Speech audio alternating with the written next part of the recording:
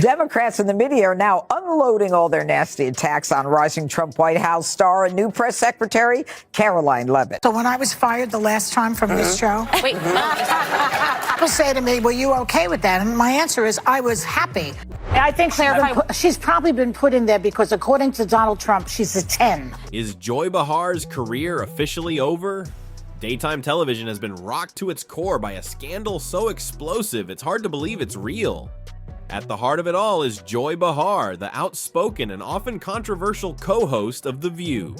A single on-air comment has ignited a chain reaction of events, leading to accusations, a massive lawsuit, and even whispers of an attempted escape and arrest. This isn't just another celebrity blunder. This is a full-blown career crisis unfolding in real time, threatening to dismantle everything Joy Behar has built. Get ready, because this story is about to take some truly jaw-dropping turns, revealing details far more sensational than you could possibly imagine. I think she's probably been put in there because, according to Donald Trump, she's a 10. You know that's what it is. It all began on The View, a show known for its lively debates and sometimes contentious exchanges. The topic of the day was Caroline Leavitt, the recently appointed White House press secretary. During a segment discussing Leavitt, Joy Behar made a remark that would instantly send shockwaves through the media landscape. Instead of focusing on Leavitt's qualifications or political experience, Behar chose to comment on her appearance, reducing her appointment to something superficial. She implied in no uncertain terms that Leavitt's looks, and specifically Donald Trump's supposed preference for a 10, were the real reason she landed the prestigious role. The comment was immediately perceived as objectifying and dismissive, sparking outrage and setting the stage for a scandal of epic proportions. This wasn't just a slip of the tongue, it was a spark that landed in a powder keg.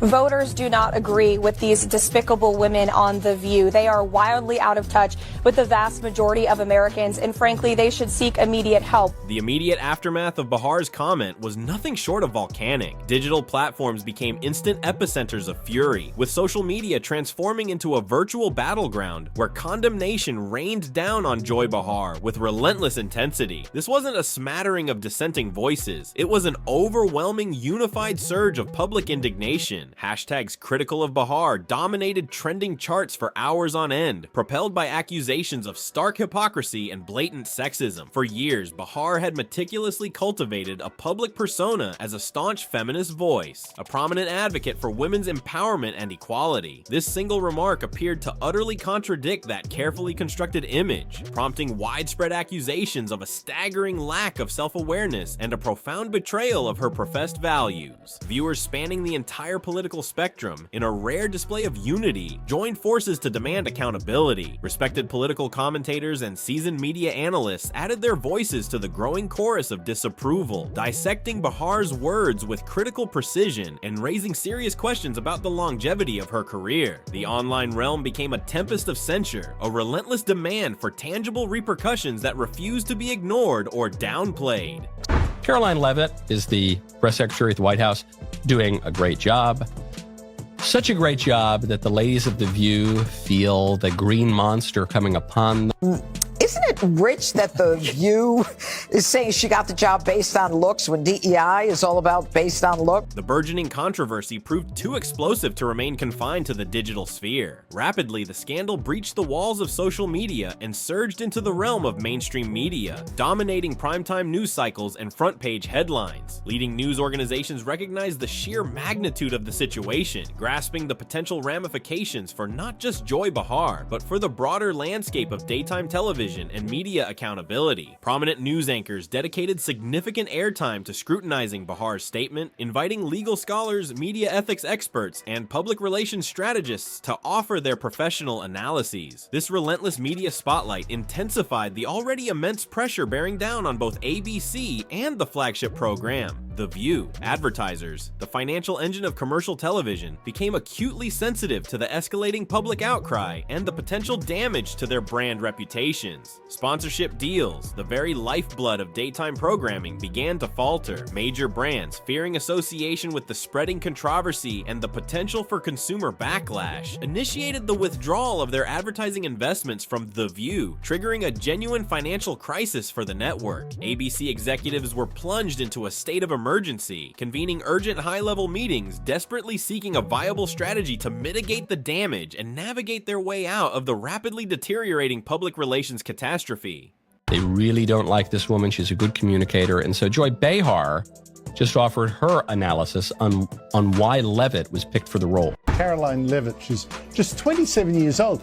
But boy, was she giving it to the Trump haters in her first White House briefing. Just when observers believed the situation had reached its peak of drama, Caroline Leavitt executed a move that irrevocably altered the trajectory of the entire scandal and sent shockwaves through the media world. Rejecting the conventional route of issuing a polite statement or requesting a public apology, Leavitt opted for a far more assertive and impactful response. She launched a monumental $50 million defamation lawsuit directed squarely at Joy Behar. This legal action was not a mere symbolic gesture, it was a powerful declaration of intent. The lawsuit formally accused Behar of engaging in the deliberate dissemination of malicious and demonstrably false statements, with the explicit objective of inflicting irreparable harm upon Leavitt's professional standing and personal reputation. Legal experts seasoned in media law and defamation cases expressed astonishment at the sheer scale and audacity of the lawsuit, immediately labeling it as potentially the most financially significant and publicly scrutinized defamation case in the annals of daytime television. The stakes were now stratospheric. Should Behar ultimately lose in court, the financial penalties would be ruinous, but perhaps even more devastating would be the irreparable damage to her public image and the almost certain termination of her prominent career in the entertainment industry. The lawsuit served as an unambiguous message. This had transcended the realm of a typical media controversy. It had transformed into a high-stakes legal confrontation with the potential to irrevocably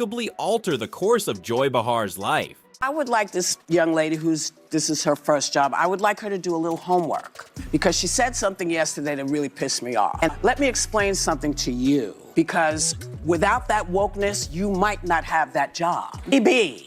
But my point is that job would not maybe have been open to her. No, I understand. I just wanted us. to clarify that. Yeah. As the formidable lawsuit loomed on the horizon and the weight of public condemnation intensified, an almost unbelievable plot twist emerged from the swirling vortex of rumors and speculation. Whispers of a desperate plan for evasion. Insiders purportedly close to Behar, communicating under the cloak of anonymity, began to circulate accounts suggesting she had become increasingly consumed by paranoia, gripped by the conviction that financial devastation and irreversible public disgrace were imminent and unavoidable. In a move that seemed ripped from the pages of a Hollywood thriller, she allegedly orchestrated the purchase of a one-way airline ticket to Italy, the land of her ancestral origins. Was this a calculated maneuver to flee the jurisdiction of the US legal system, to escape the mounting legal and social repercussions closing in around her? The veracity of these rumors was dramatically confirmed at a bustling international airport. As Behar attempted to board her transatlantic flight, federal authorities, reportedly alerted to the possibility of her flight risk, decisively intervened. In a scene of utter pandemonium witnessed by scores of bewildered travelers, Transportation Security Administration agents and uniformed law enforcement officers approached Behar, culminating in her dramatic arrest directly within the airport terminal. Graphic images and chaotic video footage of the arrest, capturing the surreal and shocking nature of the event, immediately saturated social media platforms, catapulting the scandal into a global media frenzy. The stark image of Joy Behar, a familiar face on millions of television screens, being escorted away in handcuffs served as a visceral and unforgettable symbol of the gravity of her predicament, amplifying the collective shock and disbelief across the globe. It's not. So first of all, and I have had my objections to the job that Karine Jean-Pierre did, but she worked in politics for 21 years, 5 presidential campaigns, and worked in 2 administrations. I was stunned and amazed by his new White House spokeswoman today. She's actually the youngest ever in that job. Rowan, I couldn't do that at 27. No nonsense, straight to the point, courage, deep. ABC's response to the sensational airport arrest was executed with remarkable speed and decisive finality, bordering on ruthless efficiency. Within mere hours of the unfolding drama at the airport terminal, the network issued a formal public statement, unequivocally announcing Joy Behar's immediate and permanent departure from The View. There was no protracted internal review, no temporary suspension pending investigation, just a clean, instantaneous, and seemingly irreversible severing of all ties. This abrupt pronouncement reverberated throughout the entertainment industry like a seismic shock. Celebrities, media personalities, and prominent political voices immediately rushed to social media and news outlets to offer their diverse and often conflicting perspectives, igniting fervent debates across the media landscape. Some vehemently condemned the network's action, decrying it as yet another egregious example of cancel culture spiraling out of control, arguing that Behar was being disproportionately punished for what amounted to a poorly chosen phrase. Conversely, others staunchly defended ABC's swift response, asserting that Behar was finally facing the overdue consequences of her own imprudent words and actions, emphasizing the critical importance of accountability, particularly for public figures with significant influence.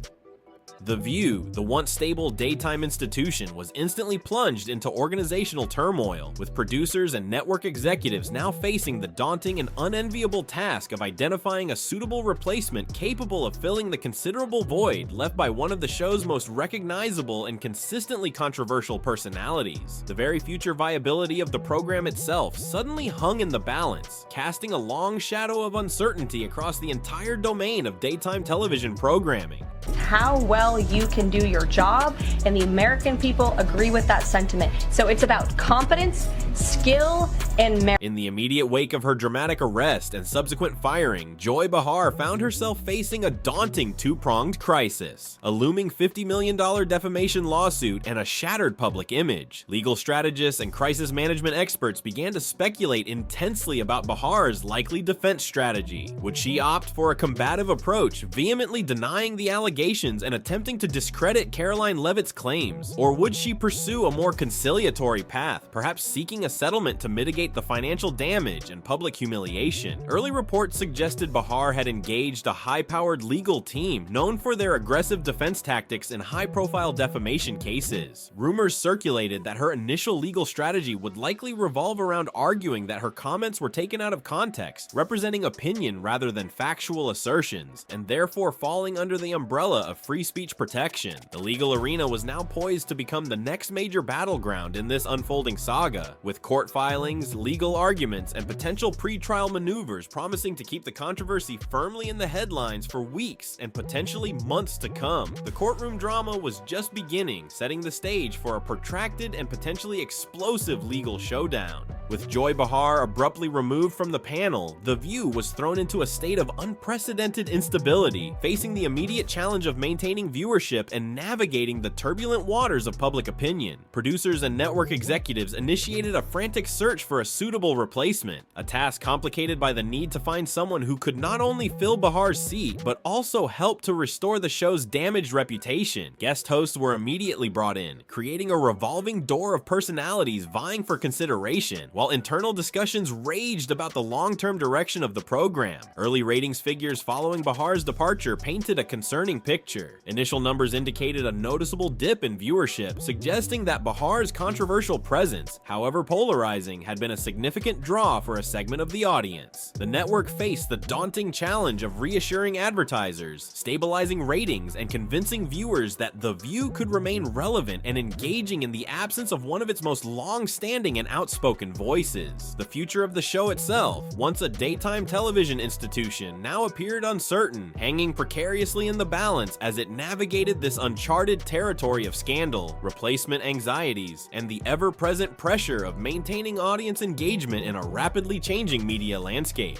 The Joy Behar scandal rapidly transcended the confines of a typical celebrity controversy, igniting a far-reaching and intensely polarized national debate about the pervasive phenomenon of cancel culture.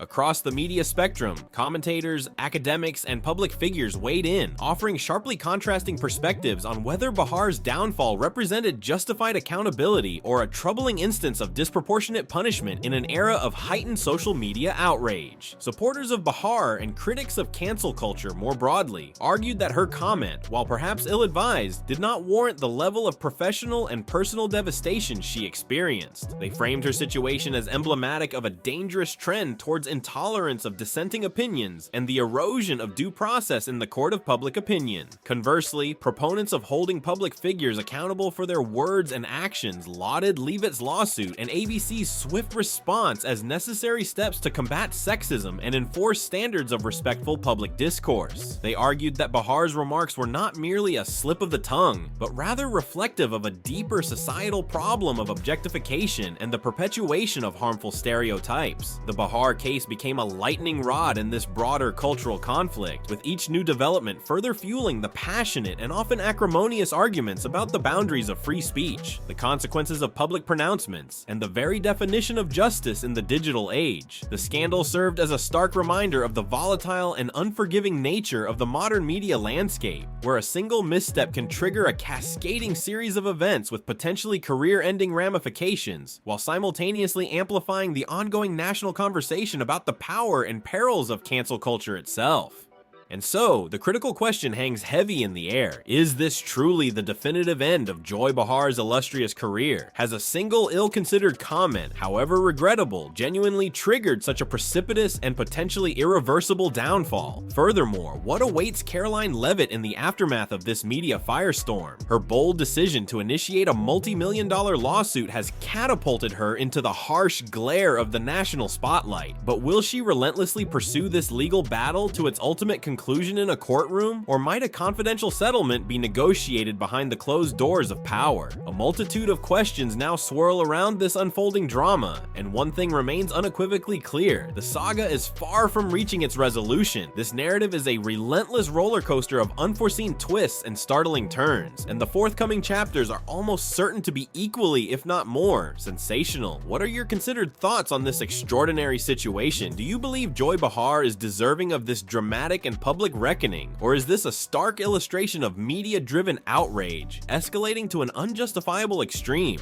Share your opinions and insights in the comments section below. And before you go, please take a moment to give this video a like, subscribe to our channel for a steady stream of exclusive Hollywood bombshells and breaking entertainment news, and don't forget to activate that notification bell so you never miss a crucial update as this captivating story continues to develop. Believe us when we say, you absolutely will not want to miss the next shocking revelations that are sure to emerge. Stay tuned, the most captivating developments are still to come.